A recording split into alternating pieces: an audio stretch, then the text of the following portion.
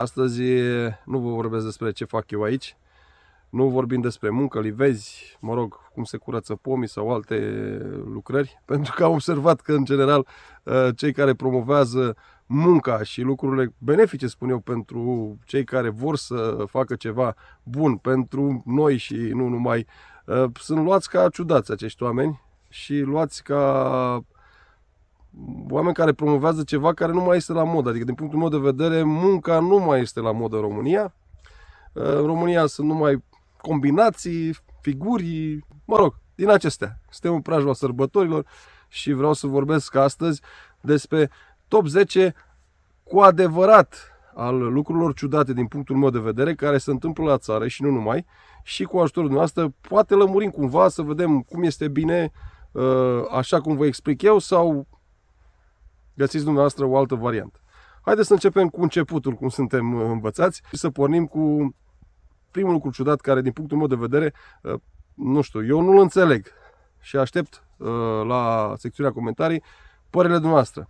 Deci primul lucru ciudat este momentul în care vine o salvare la tine, în zonă, la țară, în sat, în comună și mai ales are pornite semnalele acustice, adică în momentul acela 90% din oameni sunt foarte curioși ce se întâmplă. Dom'le, salvare, e în zonă, pe cine e ea? Care moare, care trăiește, ce s-a întâmplat?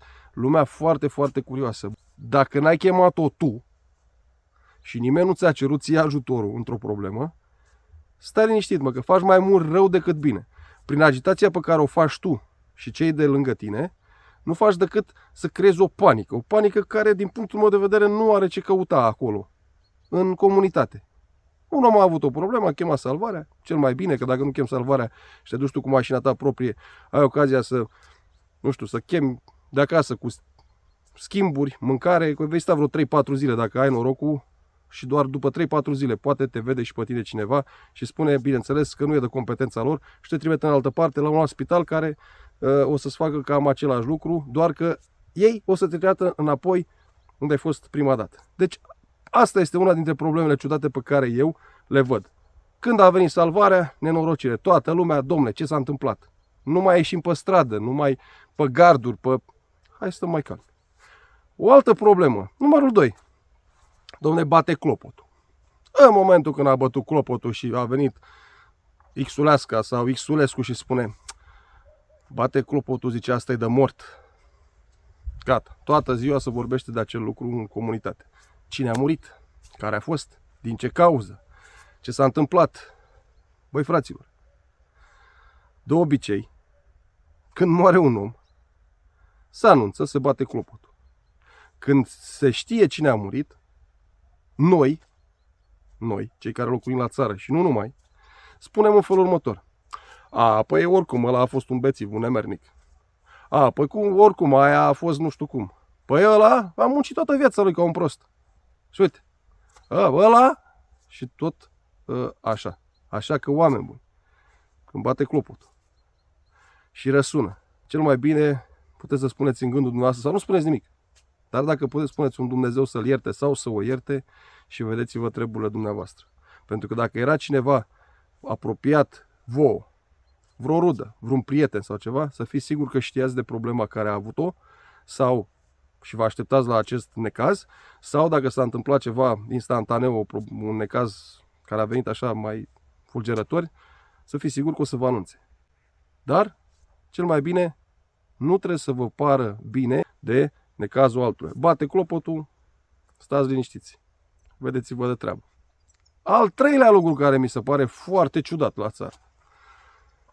Nu știu, se vede undeva în spate. În momentul când îți cumperi o mașină, când ți-ai cumpărat o mașină la țară, mai ales vecinii, prietenii, rudele nu mai vorbesc, dar rude e nenorocire. Păi ce mașină și-a luat? Păi da, păi nu e bună mai. Păi are kilometri dați înapoi, sigur, 100%. A fost și bușită. E adusă de unde, în ce țară e adusă? Păi acolo rugina e în floare. Sigur a fost bucăți și Băi, fraților, eu știu că la țară majoritatea își cumpără mașini și întreabă, domnule, are climă? Are navigație? Are, nu știu, trapă? Panoramic? Niciodată n-ai să vezi pe unul care vine și spune, dom'le, câte airbag-uri are? Dom'le, dar sistemul de frânare e în regulă, a fost umblat pe acolo, a fost lovită, o verificăm. Deci, oamenii de la țară, în momentul când și-au cumpărat o mașină, intră o ispită aia rea în om și începe să zică exact ce vă povesteam mai devreme. Cât a zis că a dat pe aia? 7.000. Minte, mă, pe aia e de 2.000. La țară mașina se cumpără, în general, să te mândrești cu ea. Sau să te fălești, sau să vrei să postezi că ești tu cineva. Tu ești un mic și vrei să postezi că tu ești foarte mare. Nu e că aia îți trebuie ție. Nu generalizăm. Nu generalizăm. Să o stăpânești sănătos, să ai grijă să nu ai necazuri cu ea, îți doresc drumuri bune, lipsite de probleme. Cred că e cel mai ok sfat pe care pot să-l dau și dumneavoastră, la rândul dumneavoastră, în momentul când cineva și-a cumpărat o mașină. Mi-am cumpărat o mașină acum ceva timp. E albă. Primul lucru care mi l-a spus cineva din familie, mi-a spus, pe asta albă sunt cele mai ieftine. Păi cum ai putut să-ți iei pe asta? Pe are kilometri dați înapoi sigur 100%. Băi, ce mai ușor cu ea să nu se rupă. Era vorba de Dacia Duster, unde lucrez eu, să intru cu un 4x4. Și cine mă contrazicea și cine mă ironiza? Un om care avea o mașină cumpărată de 10 ani, valora în jur de 500-1000 de euro, luată și aia prin bancă, vai mama ei, nu mă interesa pe mine, dar acel om îmi dădea mie sfaturi, cum să conduce, ce trebuie să-ți cumperi și ce trebuie să faci. Numărul 4. Oameni buni, niciodată nu trebuie să ne intereseze de copilul altuia. Treci pe drum, treci un copil pe lângă tine, nu zice bună ziua, sau să rămână, sau mă rog. Uite, ce educație a dat părinții. Dom'le, copilul ăla, sunt cazuri și cazuri, mă repet. Poate i-a spus părintele de 200 de ori să zică bună ziua. Poate el ți-a zis bună ziua într-o zi și tu nu l-ai auzit. Niciodată să nu judeci copilul altuia. De ce face la școală, cum se comportă, cât de respectos e, cât de deștept e, să te intereseze strict de copiii tăi. Atâta timp cât te interesează strict de copiii tăi, totul este bine. Când te interesează de copiii altora, și mai ales copiii care fac parte din cercul vostru de prieteni sau de rude, este o mare, mare problemă. Că dacă copilul a trecut, ți-a zis să rămână o dată de 2 ori, nu i-ai răspuns, să știi că ăla nu o să-ți mai zică niciodată. Poate să zică părintele să fie respectos. Și proverbul acela, popa nu toacă de 10 ori pentru o babă surdă. Numărul 5. Oameni buni. Acesta pot spune că este una dintre problemele care, nu știu, pe mine mă irită rău de tot. Bă, fraților, în general, când un om lucrează singur, cum de altfel lucrez și eu, majoritatea timpului, singur, spune, păi ăla-i zgârcit, un nenorocit, uite, omul banului, nu vrea să dea bani, nu vrea să... Bă, ăla, își mănâncă de sumbunghe să... Oamenii care merg mai mult singuri, care muncesc singuri și își văd de treaba lor singuri, nu o fac pentru că au o problemă cu banii. Sunt zgârciți sau avari sau nu. Au o problemă în momentul când vine vorba de un lucru de calitate. Deci dacă eu îmi trebuia astăzi, într-adevăr, 10 oameni sau 5 oameni sau 3 oameni să greblesc tot, să termin mai repede, am apelat la niște prieteni, într-adevăr, oamenii aveau alte probleme și nu au venit. Prieteni care, într-adevăr, fac lucruri de calitate. În rest, nu mă înjurați pe mine, nici eu nu înjur pe alții. Înjurați pe cine ar trebui, care susțin statul degeaba. Pentru că în momentul când stai degeaba și primești niște bani, atunci prea puțin te mai interesează pe tine că X are de lucru, că Y are ceva de muncă. Dacă îți roade stomacul un gol, s-ar putea să te duci să muncești și pe mult și pe puțin. Dar atâta timp cât cineva are grijă de tine acolo sus, sănătate și dă-i să meargă. Numărul 6. Numărul 6. Mă, prieteni, ați văzut voi când face cineva nuntă în sat, în comună? haide să zic și mormântare, pomană, ceva de genul.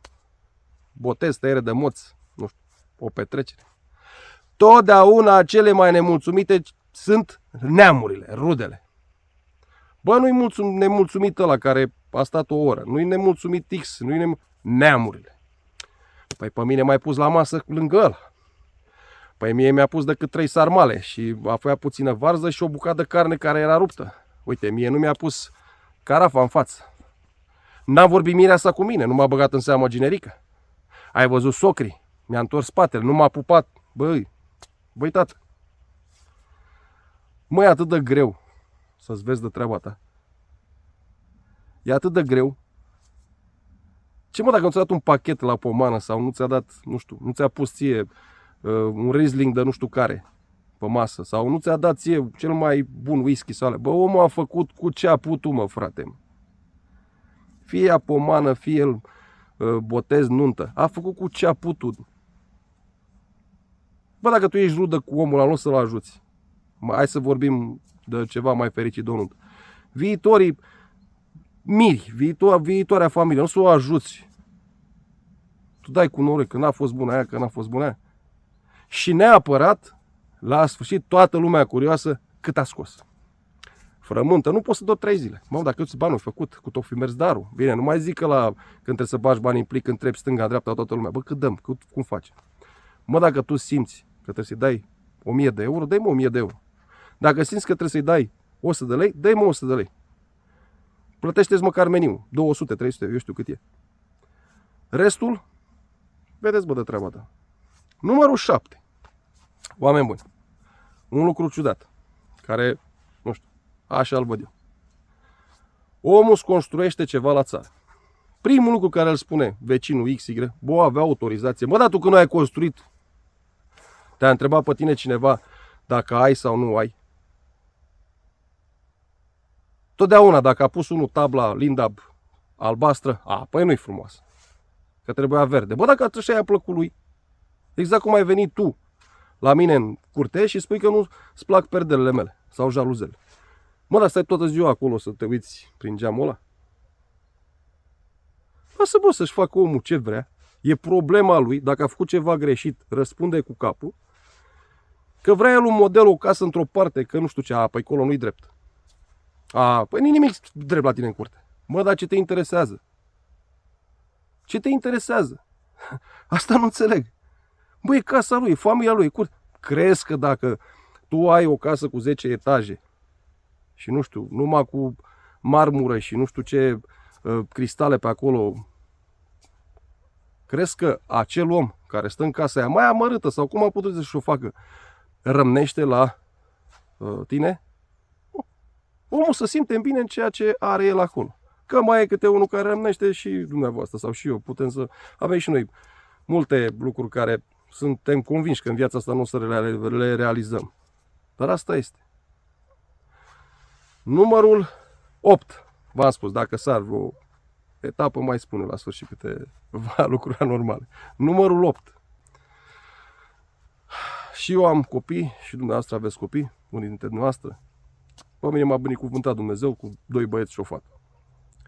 Un lucru care mi se pare total deplasat în momentul când vine cineva în sat să căsătorește cineva. Fată vine cu un băiat, băiat vine cu o fată. Bă, fraților, panică în toată comunitatea, tot satul. Pe aia a fost ultima după stradă, făcea... Păi aia, o știu, păi și eu am fost cu ea. Păi aia... Aici mă abțin de la comentarii. O fată vine cu un băiat. Păi amărâtul ăla, păi n-are nici servici. Păi ce? Îl întreține socrii. A venit cu mâna în curtea lor, în averea lor. Bă, ce vă interesează, mă, pe voi? Bă, ce vă interesează pe voi? Mă, voi stați voi cu fata aia zi de zi în casă? Sau cu băiatul? Ieșiți voi în lume. Mă, totdeauna trebuie să existe unul care nu-i mulțumit de nimic. Mă, totdeauna există o persoană sex feminin care are o problemă. Că și-a pus cercei de nu știu care, că s-a machiat nu știu cum, că și-a prins părul nu știu. Bă, dacă așa vreau, eu nu fac acest clip ca să cert pe cineva. Nu fac acest clip ca să bat în cineva. Fac acest clip doar din, nu știu, câți ori să uite la el, câțiva ori să schimbe puțin comportamentul. Nu vreau să intru eu să fac eu vreo educație cu cineva, Doamne ferește. Dar să știți că sunt lucruri, din punctul meu de vedere, deplasate, total deplasate. Numărul 9. O altă problemă care ar trebui să o vedem altfel este problema preotului din sat. Sunt cazuri și cazuri, aș putea să vă povestesc și eu multe. Și noi avem preot și, mă rog, nu intru în detalii. Când a venit preotul, că toți suntem în perioada sărbătorilor, cu icoana, cu botezul, cu ce vine el acolo, toată lumea pitită, 5 lei, 10 lei, bine, nici preotul la anul și la mulți ani și ai plecat, ți-a luat bani. Nu generalizăm. Fraților, mă, preotul ăla vine în curtea ta, în casa ta, cu un scop. Prin el îți aduce un Duh Sfânt, prin el, prin ceea ce spune el, prin simpla lui prezență acolo. El este omul Domnului. V-am spus, sunt cazuri și cazuri. Sunt preoți care într-adevăr se pot numi preoți, părinți și popi. Nu intrăm în detalii, că ar fi multe de discutat în această chestie, mai ales cu... Eu dau bir toată viața, 50 de lei, 100 de lei, că se dă cotizația. Se dă o cotizație. Când am murit, ar putea să zică, bă, ăsta mi-a dat bani toată viața.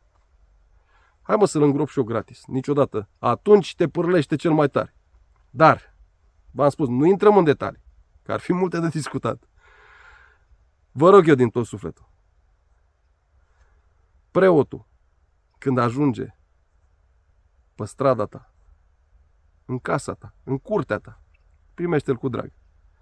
Pentru că nu-l primești pe el. Îl primești pe Dumnezeu și bucură-te când oferi, nu când primești. O altă problemă. Numărul 10. Am lăsat numărul 10 pentru că simt această nevoie să închei cumva într-o tonalitate mai, nu știu, mai altfel. Bă, fraților, la țară vorbim. Mă, voi ăștia care, muzica la maxim, figuri, nebunii, vă postați și cele 5 linguri de ciorbă care le luați în gură și vă postați și cum arată, nu știu, mâncarea în frigider și... Mă, când vin cu olindătorii, de ce țineți, mă, porțile închise, încuiate? Când aveți copii? Că mulți zic, eu n-am copii, nu se duc copiii mei, nici eu nu primesc. Băi, ce vină mare copilul ăla că vine la tine să-ți ureze un nou an mai bun, nu știu, în sănătate, să-ți aducă spiritul Crăciunului la sărbătoare. Păi noi distrugem, mai ales cei de la țară, noi distrugem tradițiile românești, care s-au purtat așa an cu an. Păi ai mașina, te dai cu bolidul și cu ultimul șlagăr al nu știu care, fac Crăciunul ca nu știu cum, și ți-e oarecum să dai la copilul acolo un măr, un covrig, o nucă cum se dădea înainte. Sunt convins că o să le arunce copiii, pentru că ei sunt interesați de bani. Dar tu ți-ai făcut datoria. Pentru mine e o plăcere deosebită când vine un colindător și îmi urează de ale bine lui casei. Fraților, numărul 11. Măi oameni buni, măi doamnelor, măi domnilor, mă, stați la țară, locuiți la țară. Un lucru care mi se pare la fel de ciudat este când doamna, domnișoara, spală rufele, hainele, lenjeriile. V-am spus, puteți să-mi dați hate, dislike-uri, ce vreți. Dar din punctul meu de vedere, mă crezi că dacă tu ți-ai ales toate perechile de chiloți, de izmene sau toată lenjeria ta intimă, pe o culme, în stradă, este regulă? Nu știu, ori gândesc eu greșit, ori cred că acele lucruri pe care tu ți le speli, puneți-le, bă, frate, undeva. E inestetic, în primul rând. Și în al doilea rând, nu mă interesează pe mine ce mărim postul la chiloți sau, nu știu, ce lenjerie ți-ai luat în ultimul timp sau câte perechi de șosete ai tu în casă. Da? Este doar o sugestie. Nu generalizăm. Numărul 12. Și cu asta închei. Oameni buni. În general, oamenii dă sărbători, vara când sunt concediile, plecăm și noi așa să ne plimbăm. Că așa e frumos. Mai ne trăim și viața, că nu avem 10 vieți, avem una singură. Mă, la țară, în momentul în care tu ai plecat într-un concediu, dau exemplu, la bulgari. Păi s-a dus acolo, că e all inclusiv. Să mănânce până crap. Nu putea să ducă la Constanța. Păi s-a dus pe munte. Unde? Păi a stat acolo. Dar acolo nu-i frumos în primul rând. A fost și timpul urât. A prins ploaie la mare. Băi, bine, atât. Păi dacă el se duce în septembrie, mai... Bă, că mă duc că stau în gazdă. Chirie. Bă, că mă duc că stau la hotel de 4 stele, 5 stele, 8 stele, 25 de stele. Că mă duc în Dubai, că mă duc în, nu știu, Sri Lanka, că mă duc... Bă, asta e strict problema mea, mă. Că am bani, că n-am bani, nu pleci tu. Plec eu. Că a fost frumos, că n-au fost, nu te interesează pe tine. Mă interesează pe mine. Că m-am bătat de 20 de ori, că m-am uitat după gagici, că nu știu ce am mai făcut eu pe acolo, e problema strictă a mea. Nu trebuie să mă intereseze pe toată lumea care fiecare unde a plecat, cum a petrecut, sau dacă a avut sau nu bani să facă acest lucru. Și prin asta am încheiat, fraților. Luați acest script ca un pamflet și vă urez un an nou cu bucurii, toate cele bune, să ne vedem sănătoși anul viitor, mult mai bine, mult mai optimiști, mult mai, că noi avem un optimism, românii de ne doare capul. Dar cu atât am rămas cu optimismul. Mai erau multe lucruri ciudate, dar acolo intrăm pe partea cealaltă, când vorbim de impozite, când vorbim de... și acolo cu dări, cu nebunii, cu... și nu vreau să intru acolo. Să fiți sănătoși la mulți ani și un sincer sănătate multă vă doresc. Numai bine!